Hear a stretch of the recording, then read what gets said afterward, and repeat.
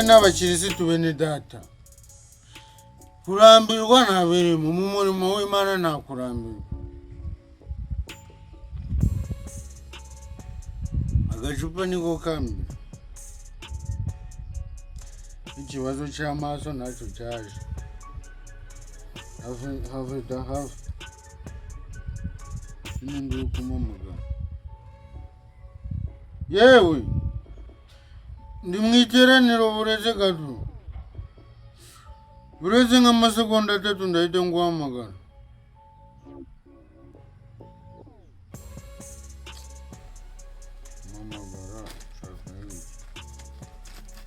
Okay. Tukimara kureba urubyaro rwa Seti, twabonye ko Seti yabyaye Enoshi. Turuvuyeho batugarura ku rubyaro rwa Adamu, bivuze ko Adamu yabyaye abandi bana. Ariko ntago navuze aleluya. Amen. Ashabahungu banje, Pasiteri Kazungu nje ndahari. Uwiteka n'ababyeyi uko yanyohereje, kandi nakugira ute, nagucika intege. Abashaka kumenya Uwiteka mukurikire ibi bintu. Najeje iki ni igitabo cy'urubyaro rwa Adamu. Ku munsi Imana yaremeyemo umuntu afite ishusho y'Imana, niko yagize ute yamuremye. Baravuga Adamu, ntabwo urimo wowe, ntibagakubeshye ngo ufite ishusho y'Imana, ni iryo gusa. Umugabo n'umugore niko yabaremye. Iba umugisha, ibita umuntu ku munsi baremeweho rero. Kandi Adamu yamaze imyaka 130 avutse, abyara umuhungu ufite ishusho ye, usa nawe, amwita nde? Seti. Seti twamwumvise ruguru. Yabyawe nande? Na Adamu. Adamu arongera amara imyaka 800. Imyaka 800 ngahe? Ufite ngahe? Ufite kurama imyaka ingahe? Babeshe ngo mufite amashusho y'Uwiteka. Amara imyaka 800. Ayibyaramo abahungu n'abakobwa. Iminsi yose Adamu yaremye ni imyaka 930. Ubwo urukumva ko Adamu yamaze imyaka 930. Ku batazi 900. Okay. Arapfa. Seti yamaze imyaka 105 avutse, abyara Enoshi. Enoshi twumvise ko yabyawe na Seti, ariko bamubyaye bamaze imyaka 105. Amaze kubyara Enoshi, Seti arongera amara imyaka 807. Seti yarongera amaze imyaka 807, ayibyaramo abahungu n'abakobwa. Iminsi yose Seti yamaze ku isi ni imyaka 912, ahita agira ute apfa. Ukumva ko ise Adamu yamurushije imyaka 18. Urumva ni mu kigero. Ariko uko isi igenda itera imbere, niko imyaka yo kurama igenda igabanuka. Sokuru yamaze imyaka 100. None barambwiraga ngo nzamara 67. Ni ibibazo. Umwana wacu bwazamara ingahe? 17. Ni ibibazo. Enoshi yamaze imyaka 90 avutse, abyara Kanani. Amaze kubyara Kanani, Enoshi arongera amara imyaka 815, abyaramo abahungu n'abakobwa. Twabyumvise. Iminsi yose Enoshi yamaze 905. Enoshi okay.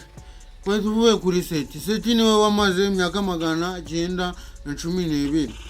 Umuhungu we Enoshi amara imyaka 905, ahita agira ute arapfa.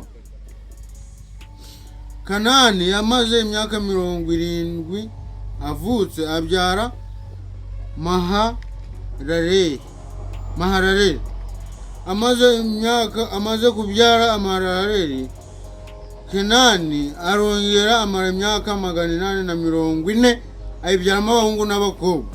Iminsi yose Kanani yamaze, Kenani yamaramye imyaka 910. Urukumva ko yarushije ise Enoshi, yamurushije imyaka 5. Ise Enoshi yamaze imyaka 905. Noneho Kenani amara 910. Turakomeje ku wundi muhungu Mahalaleli. Mahalaleli rero yamaze imyaka 65 avutse, abyara Yeredi. Yeredi amaze kumubyara, Mahalaleli arongera amara imyaka 830 ayibyaramo abahungu n'abakobwa. Iminsi yose yamaze ubwo ni imyaka 895. We yaramanutse cyane.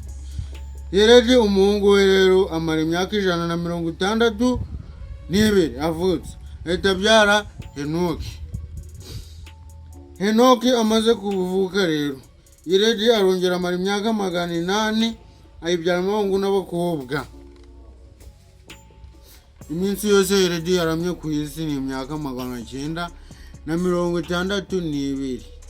Urukumva ko yaruhije nande na Adamu ise, kuruza sekuruza we wa mbere. Yahise amurusha imyaka 32 y'uburame. Adamu yamaze imyaka 930. Yeredi araza itagira imyaka 962. Ni ibyanditswe byera. Mu byakira uko mubyumva, nanjye ndabyakira uko mbyibona. Nimba ushaka kubireba nawe uzajyeyo urebe. Ni mu itangiriro igice cya 5 cyose, urubyaro rwande rwa Adamu. Tugeze kuri Henoki. Henoki yamaze imyaka 65 avutse, abyara Metusela. Metusela amaze kuvuka, Henoki aragendana n'Imana imyaka 300, ayibyaramo abahungu n'abakobwa. Ubwo iminsi yose Henoki yamaze ku isi imyaka 365. We yarapfuye byararangiye. Imyaka 300 yakundaga ibisina, nako yakundaga Uwiteka, nuko ubwo sinzi icyo yazize, n'agakoko. Kandi Henoki yagendanaga n'Imana, ntiyaboneka kuko Imana yamwimuye. Metusela yamaze imyaka 100. Uwo ni umuhungu wande wa Henoki. Metusela yamaze imyaka 187 avutse, abyara Lemeki. Lemeki amaze kubyara Lemeki, Lemeki amaze kuvuka, Metusela arongera amara imyaka 782. Ayibyaramo abahungu n'abakobwa. Icyaka kumutanyibukije. Zibaye iminota ingahe nasomaho, umubona ndihiritse guberica.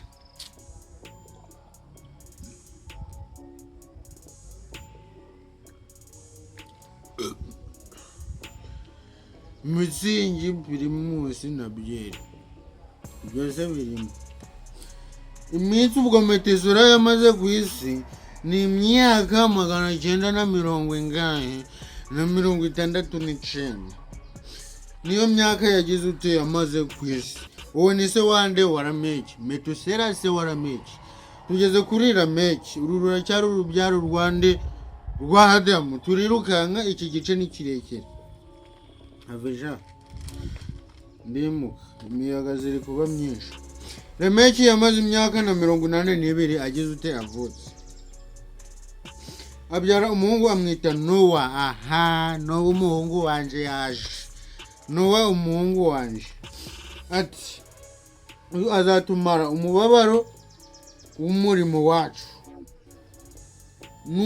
n'umuruho w'amaboko yacu uva mu butaka Uwiteka yavumye.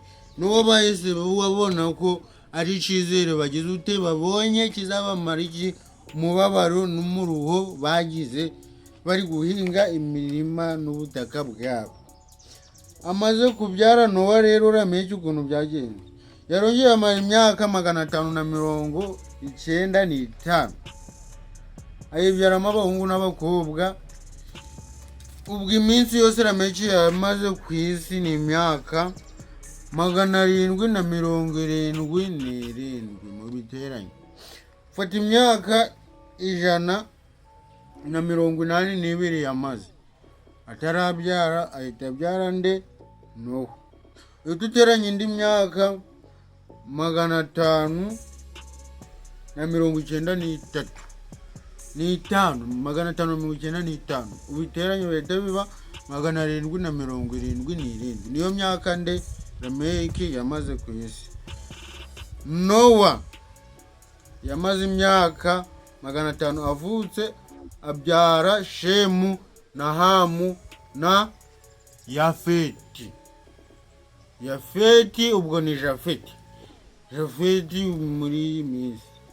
Okay, Nowa yabyaye Shemu na Hamu na Yafeti.